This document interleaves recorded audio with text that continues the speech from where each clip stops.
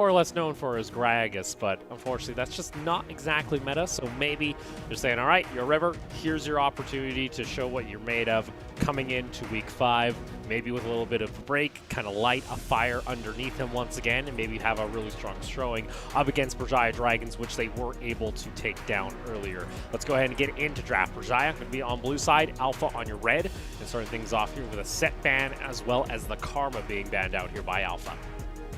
You know, we actually saw a Gragas ban in the previous game, and now we see the Gragas player getting benched. I don't know, there was some sort of correlation there, but hey. Yeah, pretty standard bans across the board for the PCS as a whole. Of course, Set being pretty much permaban for the past 3 to 4 weeks. Karma, very prominent across 3 lanes, and of course does kind of give K2 and Delulu that Ezreal Karma bot lane that they love to default into. We mentioned your River's jungling pool, and well, these are certainly some of those champs. Yeah, you're getting rid of the Nidalee on the side of Berjaya. Again, was able to find that quadra kill up against Resurgence, saving the game and actually turning it around completely. I believe it was now 2 weeks ago. But you do see that Graves getting banned out, so getting rid of some of that aggression that they possibly could go and lock in themselves. Could always fall back onto something like that Lee Sin. The Thresh, though, is going to be the final ban, actually away from Delulu. Not necessarily known for his Thresh, usually more of a Nautilus player when he has the opportunity, but for Berjaya, this would be a little bit different. We haven't seen a first pick Volibear in a while. It's usually always been the Ashe on blue side. Yeah, taking the Volibear here, again, gives you a little bit of flexibility between top and jungle, of course, and as well as that does kind of say, all right, Alpha, take our Trundle for your River, put him off of a Playmaker, or give Enzo what might not necessarily be his best champion, but seems to be his preferred champion. 23% win rate on the Volibear also makes me think that, well, we certainly do have some champions that aren't doing so hot here. You have a slight little kind of a mixed panic approach, and we did mention like Alpha has been able to take down Berjaya before back in spring, but as far as recently when it comes to summer, the last matchup was it was actually domination coming out from Ozzy and Enzo. So the Graves actually being more of a respect over there toward Enzo. That's when he went, it was something like 8-0, and it hit like a 16 KDA on the Bloody Champion. Your River here, though, we're getting kind of one of his kind of niche pickups that he's been bringing out into the PCS a couple times now so far. It is going to be likely that Echo going into the jungle. He has done very well in it, and the Echo pick does kind of make some of these more assassin-centric mids, like the Zoe, like the LeBlanc, a little bit less appealing to take. I think if you're Berjaya here, you just lock support, and I think if you're Alpha, you maybe either lock the Orianna, or you lock support and response, and then look to trim out that mid pool just a little bit more. Maybe you opt for the Nautilus on this rotation, or maybe you take your mid laner. Berjaya, pick of the litter. Well, there you go. It is going to be that Twisted Fate getting locked in, and alongside an Ashe and also a Volibear, you can almost say, all right, you see this Aphelios? We are probably going to be diving him pretty frequently, or at least we should be, if we have these tools available come level 6 for Berjaya. Yeah, this APTF, probably what we're going to see in the mid lane, pretty easy to deal with, just gives you a lot of scaling to work with on the other hand. Chen 9 going to need to be proactive early. I think that these level 6 TF ults are really going to be super crucial towards shutting down some of that early mid-jungle duo aggression coming out of Alpha's Your River and Chen 9. Galio available. Maybe Chen 9 plays it for World 6, but he hasn't played it for Your River for quite some time. And also could be banned out here, is instead of picking up that mid lane, they decide, all right, we just want to go ahead and get something stable for Bush up and toward the top lane. Did play the Ornn last time these two teams went head-to-head, but didn't really pan out all that well. Maybe you'll see how he does this time around, acting as that frontline CC just magnet of damage for Berjaya. Yeah, there goes my mid lane blind pick of choice in the Orianna, just taking out the picture. I think maybe you ban either a top laner or LeBlanc here. Yeah, okay, Wukong, fine. And then Chen 9 can think about going for the Azir just because it's going to be a fairly free scaling matchup for him against the TF. Could also go something a little bit more utility focused too. If you're on the side of Chen 9, you do have that Echo, which again could also be a flex into the mid lane. I don't think we've seen an Echo in the mid yet here in summer, but is always a possibility. They didn't say necessarily like the matchup they're trying to go for, but let's see. Like you mentioned, Jace being banned out here, and your son, he says, you know what, Delulu? I know you enjoy this champion, but I wish to fulfill the prophecy this time around, as he's going to go ahead and lock that in. Yeah, you're either gonna pop off, or you're gonna get popped off on when Nautilus is picked up here. Actually kind of tragic, by the way. Woody's 100% Nautilus win rate, of course, thrown out of the picture last game, or was he on Thresh? He was on a Thresh, I do believe. That was also 100% win rate, by the way, but yeah, also taken away now. A lot of his things are 100% win rate when the team only dropped one game during the season, by the way. So, to be fair, sample size is pretty good for Woody. But back to this game, it is going to be the Braum getting locked in for Delulu. And actually, we get to see the Silas possibly here for Berjaya Dragons as their final pickup. I like this. These are two very prominent counter picks to Ornn. Paired together, it basically means Bush will have a very rough time playing out this game. The Braum soaks the big ram with the shield, and then the Silas can just steal said ram in the Call of the Forge God, and yeah, get a nice AP scaling engage into the backline. And we did mention now this Galio for Chen 9 could be a possibility. We did see it yesterday when he was paired up with World 6. This time around, it is going to get locked in here for Alpha, trying to act as just an answer to that Twisted Fate in case Malon tries to go for a roam, is spotted out on a ward, and maybe try and turn around a fight or a dive in that bot lane. Yeah, a lot of engage potential coming through for the side of Berjaya, but on the other hand, you have such a clean and easy to execute 5v5 from Alpha. Pull the trigger on a Call of the Forge God, maybe chuck out a depth charge here and there, find a good flank on the Echo and follow the heroic entrance while Aphelios does Aphelios things. The good thing for Berjaya though is that they have good disengage, and they have a solid 1-3-1 that means that they don't necessarily have to opt into some of the crazier 5v5s that Alpha will favor. Well, you have to remember, though, Alpha is that kind of team that's not afraid to take some aggression. They've kind of taken more of the identity of what we saw from Berjaya back in spring, as Berjaya have decided to kind of fall back on a little bit more of a passive play style, you could say. It unfortunately just hasn't been working out in summer, and we'll see whether or not they're able to change their fate when it comes to the second half of summer. As we're going to go ahead, load on to the Rift for our third game of the night. Berjaya Dragons taking on Alpha Esports. Both of these teams sitting at 5 and 6 when it comes to the standings, and easy playoff implications here. Berjaya is actually able to take down Alpha once again and bring a 2-0 into the head-to-head. Let's load in.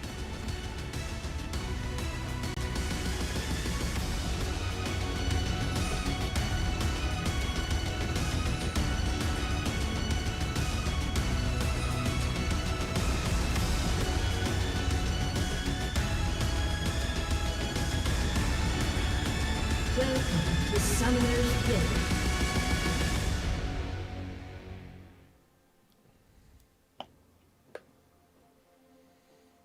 And back on we go here for Berjaya Dragons. Getting to see a little bit of a different setup for themselves. Of course, you have that Twisted Fate Ash as well as the volley. Actually, Enzo expanding his jungle pool. We're not seeing him on the one-trick Trundle anymore. His 2 new champions this week already, just saying. Looking pretty hype if you're an Enzo fan. Actually, Wei Lun here. Does he actually get caught out? That's going to be exhaust as well as the stun, forcing out as well as his cleanse very early. Yeah, a lot of trading down in the bot lane there. End of the day, though, you do just trade cleanse for exhaust, which is absolutely fine. Braum level 1, very, very difficult to deal with, as we've come to expect by now, and that reset at an inopportune moment will mean that Berjaya should have full control of this bot lane wave for the foreseeable future. Shout out, by the way, to the Ash skin. I think it's the first time I've seen it with that chroma. Very nice. We're just having a little bit of our fanboys come out when it comes to the skin selection the last couple of games, to say the very least here. Enzo is going to be starting on the top side of his map. Don't get to talk too much about Enzo.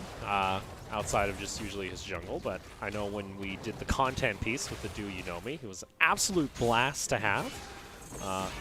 Lots of energy wherever he goes, and always a positive attitude when it comes to the team's presence during comms, especially during some of their team's, tougher losses, always being able to try and keep everybody's morale up. Big Trundle player, so yeah, of course, supportive jungler in-game, supportive jungler out-of-game. That being said, though, yeah, pretty quiet early game to be expected from the Volibear. Last game, we saw a Volibear that didn't really do much until the neutral objectives started to spawn. I think this will be largely the same. Oh, Bush, Ozzy? What? How does an Ornn get a solo kill at level 2? Can we run that back? I guess. Can we Yeah, run the that back? Sylas. Hello? Meanwhile, mid lane, that's going to be an engage coming on in. And ooh, Alpha stepping up the pace. Mal unable to get himself back to safety. Enzo popped the Q to try and get in range, at least prevent his mid lane from going down. Let's take another look here. It's just Ozzy taking really bad trades. Ooh. Yeah, the Sylas didn't actually skill an ability until level 2. I think he was deciding if he wanted the guaranteed wave clear or if he wanted the better 1-2 punch on the combo. Really odd to watch and really weird to see how that played out, just because he hit level 2, still didn't skill anything, and then just got taken for a wild ride. Very difficult to say that. That's the power of that. Those base stats on an Ornn. People just kind of. Look at this Ornn item, by the way. So Bush gets a solo kill, and then he rushes Executioners. Even though that Sylas did get decently nerfed for his regen. That being said, Conqueror. Oh, not even Conqueror. Fleet footwork. Yeah, okay. That's not even Conqueror. Still, it's a lot of healing, let's be real, and you get to bully him with more AD. Oh, your son. He splits the uprights. It's that kind of game. Flash is going to get him back to safety. Teleport's going to come out from Bush. It is only a level 4 Ornn, though. All he can do is smack down a pillar, and everyone disengages. Level 4 Ornn with Executioners, but yeah, honestly, trading Bush's lead there in exchange to salvage Yosan's misplay. Not the greatest sequence of events. Honestly, pretty happy with the fact your River gets some farm here, though, and it does mean that we can see the Echo start to get funneled a good chunk of gold. He gets himself some gold. A little bit of a, you could say a little bit of a giggle coming out for both of these squads, at least to start off their match here. As, a little bit of a misplay coming out from Ozzy and Bush. Weird selection on the items, but all power to him. We'll see how it ends up paying out. As it's still going to be that first blood going over to Bush to start things off here for Alpha in the first 5 minutes. Yeah, that solo kill aside, still a pretty solid start to the game for Berjaya, reflected in the fact that despite losing that first blood, still even in gold, still having a good time when it comes down to farming in these solo lanes. Everyone pretty much up by 1 wave at least. And honestly, looking at the way this is playing out so far, we're just waiting for Alpha to tick over to level 6 and then pull the trigger on some crazy Galio follow-ups. Yeah, level 6 is kind of where action should kind of unlock once again. Both teams have tools available to them to try and make plays in these side lanes. Yosan, though, very similar to the game we saw earlier, going for early roams. That's going to be taunt once again into the parallel convergence. Not enough damage just yet. Delulu going down about half health. Stun is going to land, though, into another stun coming out from the concussive blows. Fortunately, there's just not a whole lot of damage to work with early on here for both squads. Yeah, stun number 1, stun number 2, just shrug it off. And of course now Destiny being popped. Destiny, dude, that gets the cleanse out of Waylon. Okay. I don't think you needed to cleanse that, but hey, you have cleansed back up for the next time Destiny is back up, so why the heck not? Alpha in a pretty good position, just because, as we mentioned, APTF is a free invitation to scale for the enemy mid laner and subsequently for the enemy mid jungle duo. Yeah, especially when you go for the Catalyst component first, there's not any real damage coming out from Malon. I like that both of these teams are like, all right, we got tools. Yeah, we're going to do exactly what the casters say, and then they just don't really have any damage just yet. So it's still going to be, probably another couple minutes. Ornn has Executioner's calling. That is some damage. Yeah, well, mostly on his base stats, all right? Let's not get too carried away. I still like them out 1080. 1080. On 1080 on that on 15? the passive 1580? Is it 1080 or 1580? I think it's only 1080. because it just builds out a longsword, and then Executioner just gives you the passive on top of it, if I recall. As Gen9 once again going to get him a taunt, and I have seen this happen so many times. Unfortunately, Parallel Convergence will not connect. In comes a gold card once again. On to Gen9. Your River thought it was on to him, but no, the target was the Galio, and Berjaya are able to find a kill here in mid. Actually, very solid juggling of the spells there from Maoan. You saw he had no flash, but he dropped the ignite. Nimbus Cloak came in clutch, and he's just able to run the heck out of that one. Credit Gen9 for connecting this taunt. It was max range, chained into a W that was a little bit mispositioned. Maybe put that between the TF and his tower so that you could cut him off rather than have him swag walk out of that. But yeah, end of the day, Alpha, they try to be proactive and get punished accordingly. And with that too, that's going to be the first dragon secured here by Berjaya, picking up the Infernal Drake, and not off to a bad start considering, you know, the solo kill went over to Bush. Other than that though, everywhere else is pretty much going in their favor on the map, and Bush has not really been able to massively find a big league. He is only an Ornn, as the Silas has been able to farm up and already looking for a lane swap for possibly this Rift Herald. Actually, Opal, I'm so thrilled for Bush there because he's basically just put his replacement in the dirt. Because when Berjaya head into summer, they chose between, you know, some of the players that were competing for a starting spot in their roster, and Bush was offloaded. Bush was sent to Alpha, and yet now he's just styled on Ozzy as Alpha make that rotation top for Herald. Oh, your son not gonna land the Q, unfortunately. Meanwhile, Wei Lun and your Rivers actually in the, you know, Baron Pit trying to do the Rift Herald. Enzo, though, going to go ahead and jump on over. In comes that Galio ultimate, though, for the re-engage. Enzo was able to dodge it away. Destiny into the middle of 3 members. He's going to get knocked up, though, as your River is able to find the kill. 5 members of Alpha in that River pushing back up into the lane, and they have been able to cut off. But did we know it was them getting pincered off? Call of the Forge God going to be stolen away here by Ozzy. Gets the knock up onto Wei Lun, and Wei Lun's going to get taken on down. Ozzy finds himself the kill. Bush getting shredded on down by that Ashe. May be able to trade back a kill, but it won't happen. Dolulu able to flash to safety with single digits on his health bar, and in comes Ozzy once again, looking though to put down Bush, as here we go, in they jump. That's going to be K2 flashing back to safety. Gen9 gets taken on down, and oh no, your son, in comes River once again. He rejoins onto the party. Maoan nowhere to go. He gets taken on down. It is chaos and just bloodshed in the top lane. Your son, with the best play he's made all day, dies to kill the enemy top laner. And honestly, Alpha really happy with the way that one panned out. Berjaya, they make the aggressive call to follow up after the Herald mishap, and yet it gets punished accordingly. Look at how split this fight is. The heroic entrance was set up flawlessly, and by the time the TF joins this fight, he comes in, gold cards, and then has to flash out. Doesn't even gold card until after he's flashed. Yeah, unfortunately, Maoan, he kind of just lined himself up for a Call of the Forge God into a knockup from the Galio. But again, the fact this fight goes for as long as it does, it's just insane. Buys enough time for your River to, I believe, collect honey fruit, or just make a long loop around. Watch the echo on the minimap while all of this is happening. Kind of chilling. It's happening. He's coming. He's coming. He's like, guys, hold on. Wait for it. Gonna come over. There you go.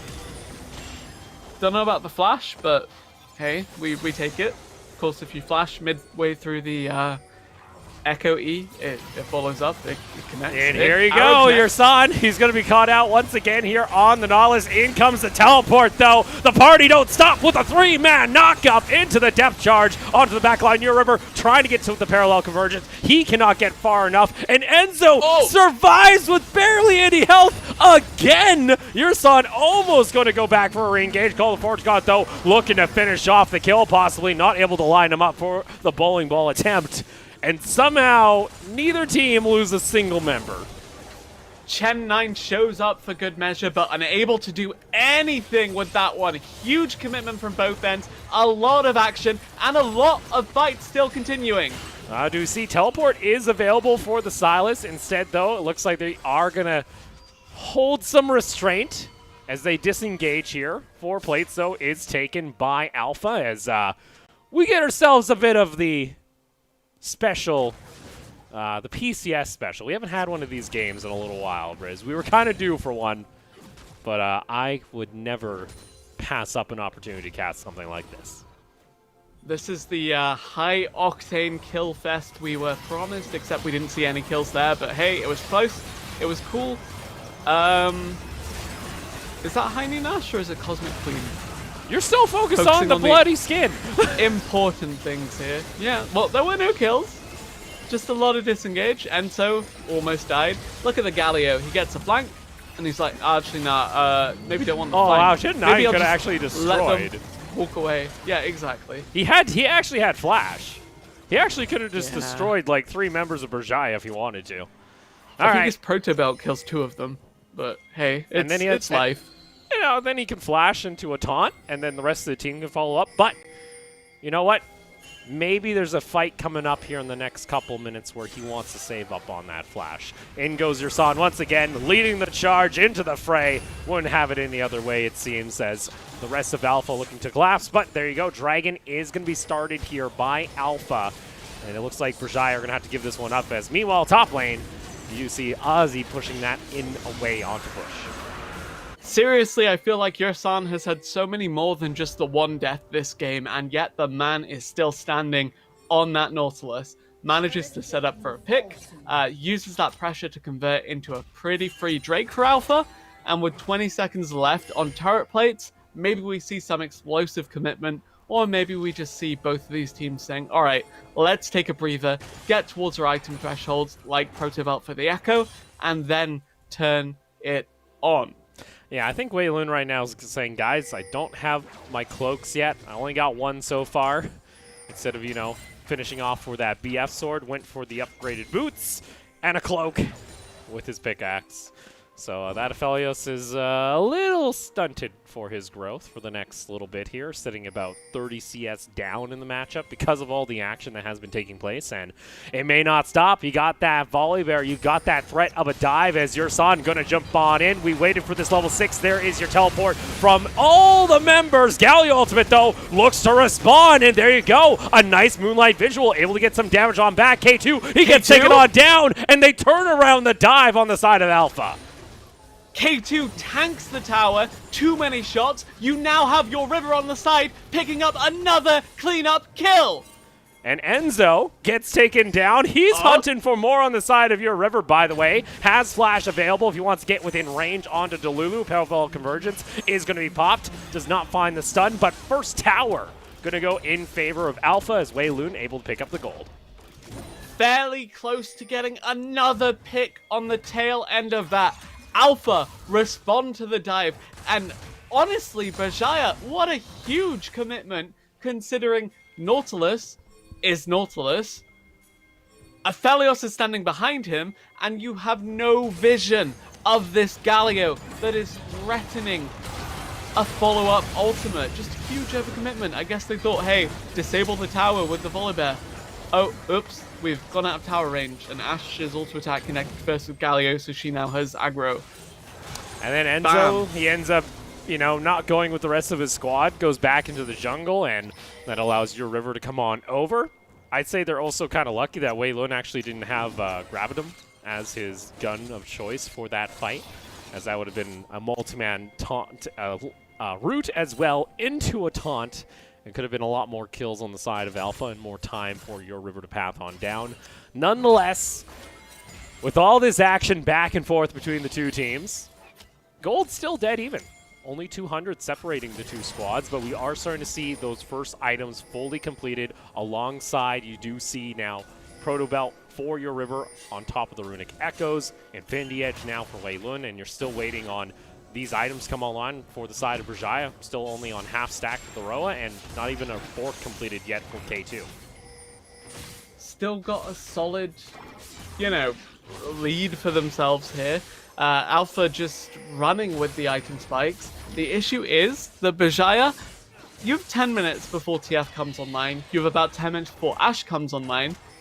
Alpha need to close cleanly before these champions actually become, you know, relative threats. Ozzy stole the Ornn ult, so could rotate for a fight if he wanted to, or could just get dove and needs to use that for wave clear to prevent a big commitment. Have you ever seen a pro team completely communicate via pings? Because, oh my lord, Alpha are cranking the wheel as much as possible when it comes to trying to figure out what they want to do. They're pinging mid, they're pinging top.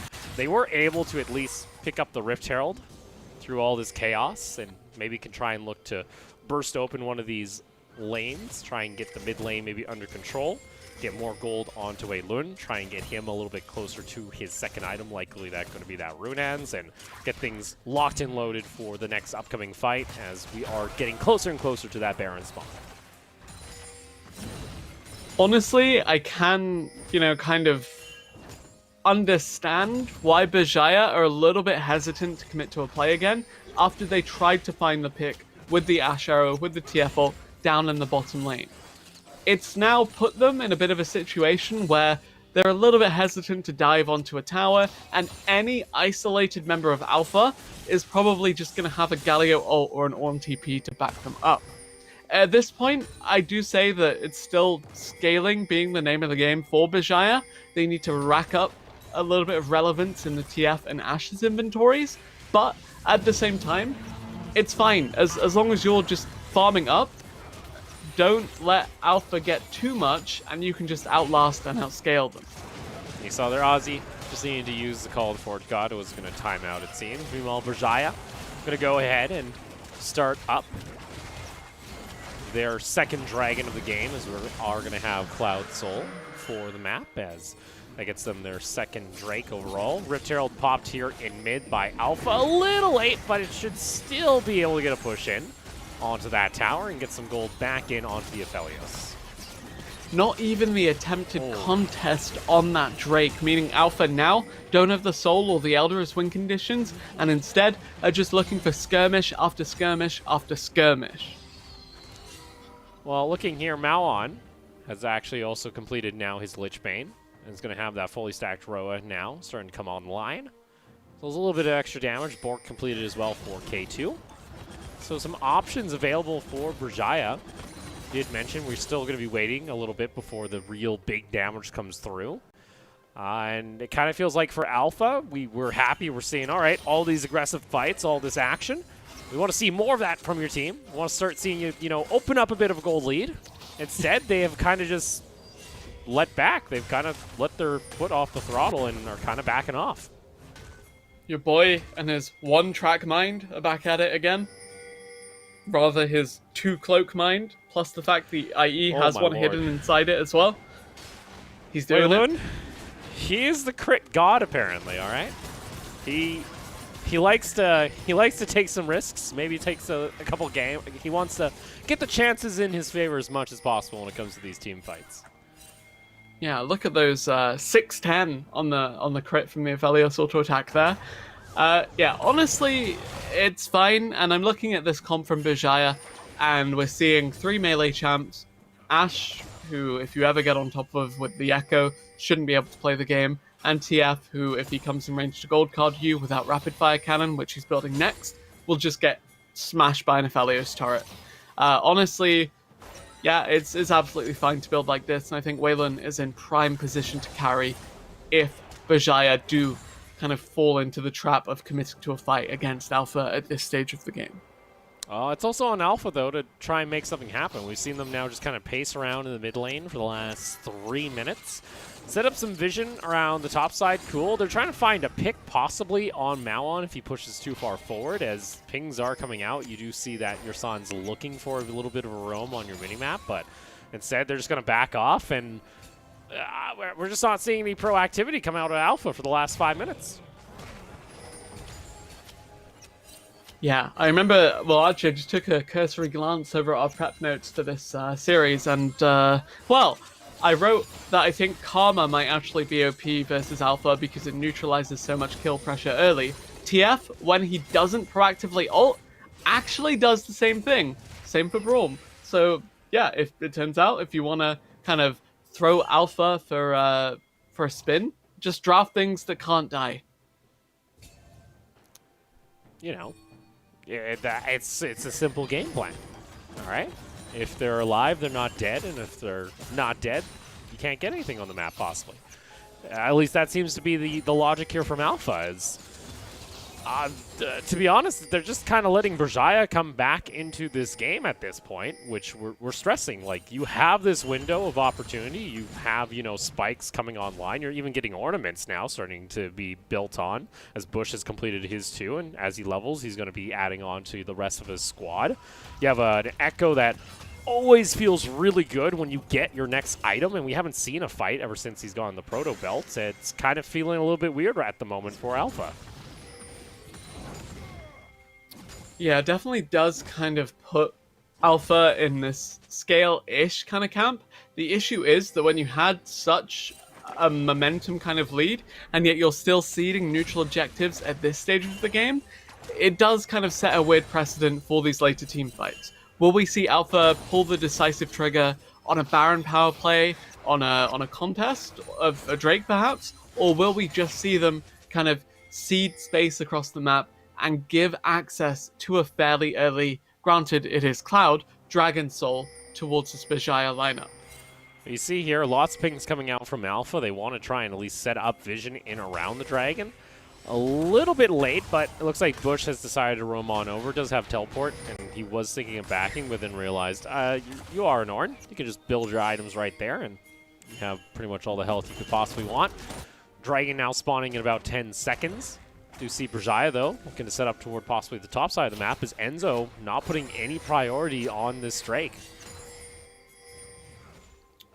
Pretty interesting shift in terms of map-wide priority here from both teams. It feels like they take turns in just completely committing for the opposite side of the map to the Drake, depending on which Drake it is. Okay, I take first, you take second, we take third, you take fourth. Oh, Bash Arrow going way wide. Taunt is going to land, though, as Mal unable to get the gold card. Chen9, he's a pretty tanky boy himself, though, as not going to really get taken down, as Enzo doesn't really have all that much damage. He ended up rushing Gargoyles as his second item, so he's really only got the base damage. That's pretty much it. And Galio can easily walk away. Yeah, zooms it out of there. Proto Belt to close the distance, as well as that, by the way, rocking the Spellbook. Pop the heal for the move speed, Nimbus Cloak for additional move speed, and I believe Time Warp Tonic as well while he was chugging the Corrupting Pot. Just meant the Galio zip zap zoom straight out of there, shrugging off every instance of damage that followed. All right, Alpha, what's the plan here? Waylon has actually been able to finish off his Runaans, and there you go. Want to go ahead and just jump in onto the Baron. They take this down relatively fast if they're not careful on side of Berjaya. Do see the Hawkshot is used to try and zone that out, and Waylon does have himself, of course, the Sniper as well. Chakram set up for this team fight. Not too bad when it comes to DPS, but just the presence alone from Berjaya is enough to force Alpha to have to back off away from the Baron instead of trying to turn into a team fight. Yeah, Alpha, the decisive Baron call I said I wanted to see did come through, but unfortunately, they're now like, okay, maybe we can't do this, and it means that they're skittish from here on out. Perhaps they'll be a little bit hesitant to pull the trigger, but here's the engage. Call the Forge God, but Bush kind of just walks up and says, I'm also an Ornn if you try and dive, so I'll just prevent you from really doing a whole lot, and just there for a little bit of damage on to the Aphelios, but he's just going to go ahead and back off to base. Hey, Opal, pick up the phone. The Executioner is calling. It's still there, all right? I know it's still there. It's still there. Not doing much, but it's there. Alpha aren't doing a whole lot themselves, let's be honest. We kind of got baited during this game. Our first 10 minutes, yeah, action, dives in the side lanes, solo kills from an Ornn at level 2 up against the Silas. Don't know how that happens, but it happened.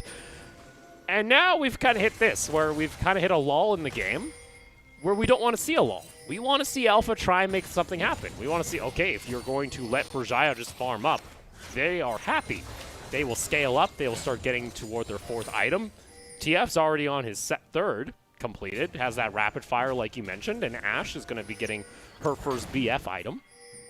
It kind of feels like Alpha are hoping for something to kind of go their way. Instantly, though, there you go. Have a taunt into the back line. There will be a TP. Malon able to get some damage. Weilun flashing forward, and there you go. Shut down finally. We finally get to see the action. Weilun does get taken on down. It will be a 2-for-1 in favor of Alpha. Yeah, Weilun dying there does mean there's no chance for a Baron power play coming through from Alpha, but they can still make a convincing case for a push here. Tempo lead back in their favor.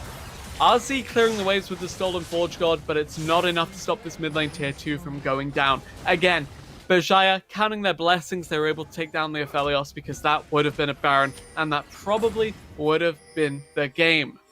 And we were kind of waiting for this. Literally while we were talking about it, we wanted to see Alpha go for a play, go for the opportunity when someone is caught out of place. Weilun maybe a little bit aggressive there. He ends up getting taken down by some wild cards because he flashed on forward and did not hit his Moonlight Vigil, but you take what you can on the side of Alpha. Fun fact for you, Opal. You remember how I'm a Rumble one-trick? Mm-hmm. Back in the day, I was an Aurelia one-trick before she was reworked. Okay. When Aurelia was banned or taken, I would play Galio top, exclusively Galio top. And old Galio, the biggest counter to him was Braum, because when you flash ulted into the enemy team, the old ult was the new Galio W, which is the taunt in AoE. When you flash ult into the enemy team, or when you taunt into the enemy team, and a Braum is on the enemy team, his first auto applies his passive, and then every auto from everyone else you've taunted follows up on the passive, then stunning you and interrupting the taunt. That is still the case for new Galio, it's just less of an inconvenience, but at the same time, pretty frustrating to play against. Bearform Udyr is the other counter to that, but I don't think we'll see much of that. I'm glad I got to go for a little bit of a memory trip alongside you on that one there. Very passionate about that, you know, Yeah, my very disdain for passionate. playing against Braum as Galio. All right, TFR. Berjaya, they go ahead, try and get the jump here on your son. He ends up popping the gargoyles immediately and able to take up some damage. A beautiful knock-up, though, is able to get Berjaya disrupted on their back line, but in goes your River, maybe a little bit too aggressive. He gets taken on down. A 4-man taunt, but there is no damage just yet. Weilun still too far away for this damage to come on through. Galio gets interrupted. Ozzy finds himself the kill, and Alpha, they waited too long for this play, and finally Berjaya Dragons are able to answer back, taking down Weilun. Ozzy with his double kill, looking to make it a triple on the Silas. Braum and TF also prominent picks into the Echo, because as soon as he commits, you stun him, kill him in the duration of that, and he can't ult back. Your River, he greeds for backline access, says, look, they used everything on your son, and yet they cannot clean up what should have been Alpha's fight, and what is now Berjaya's game to lose. 3,000 gold leads. Go ahead and take a look back here as the engage comes out from the side of Berjaya onto your son, and it's just such a split fight that Alpha don't know what to do. Should have been a clean win. They used everything. The stolen Nor, the Ash Arrow, the Destiny to start it off. So much commitment onto your son. And yet Weilun with his crit build, no armor pen, no damage. Yes, you shred the Ashe. Yes, you shred the TF. But when there's a beefier frontline between their carries and you, can't overcome it. A triple kill for RZ to really seal the deal that there are multiple carry threats now on the side of Berjaya. They've scaled, they've got here, and they are looking to close with it. And there you go. Second Cloud Drake secure. 20% CDR. Now onto the ultimates, which a Twist of Fate loves to have. So does an Ashe. All the members here at Berjaya enjoy having that in their back pocket. Means they can always get some split push coming out from Malon to try and pressure in onto Alpha. Also take a look too, Ozzy's actually went ahead and completed his Rabadon, so the Silas just doing so much upfront burst onto squishy members like Weilun, if he's not careful with his positioning, and it feels like the window of opportunity here for Alpha may have passed, and it is up to Berjaya to be the ones to lose out here on this game. Almost definitely. Berjaya now back in the driver's seat. Berjaya racking up that Baron buff. Huge item swings in their carries' pockets as well. The TF dealing a ton of damage at this point. Ashe free casting can just shred people's health bars. And honestly, looking at Berjaya, looking at the state of this game right now, well, I hope Berjaya is certainly more active with their advantage than Alpha were with theirs. Here we go. Berjaya going to go ahead, start up that push with the split, with the Baron buff still in hand for another about 45 seconds. Alpha, well, things are starting to look not too good, considering even some okay chunks coming out here from Malon. That Lich Bane proc, and there you go. Call was made, actually. There was your Ashe arrow. Chen9 forced to go into his stopwatch. Your San wanted to go for an engage, but again, that Nautilus got to be careful himself. Gets stunned up. Another stun going to land. There's your dredge line from the depth charge as well, but still not enough. Enzo walking forward, and TF will shred apart these towers. As there you go, Inhib will likely fall as well, as Berjaya are able to crack open the base of Alpha Esports. And now TPing mid with Mao on. It looks like Berjaya gonna rotate from bot, straight to mid. Look for that inhib, look for the play, look for the close here with this Baron buff. There you go. Malon even popping the Destiny, forcing your River to have to back off. Ozzy has that stolen call to Forge God, able to find the knock-up onto Waylon and chuck him down. Will be able to at least get back his health, of course, with the lifesteal, but still, that's going to be another structure of Alpha's base being taken by Berjaya Dragons.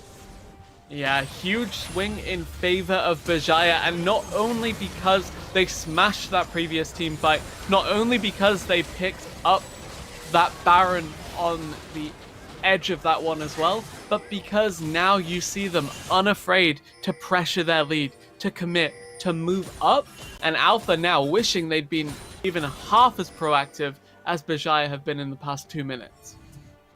That bus has, come and gone. They missed out. They overslept. Threw their alarms. Not sure what happened to Alpha, as they had the opportunity earlier.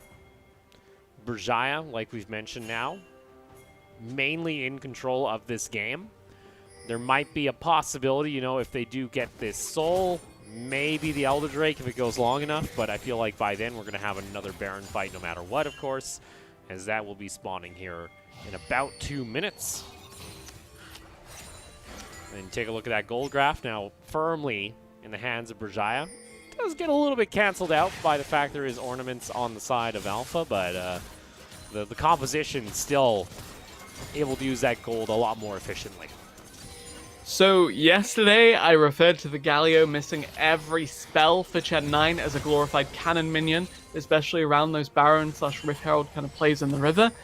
Same story here, honestly, and it is quite concerning that we're again seeing the mid laner of Alpha not aggressively pull the trigger. He had one good heroic entrance this game, and that was about it.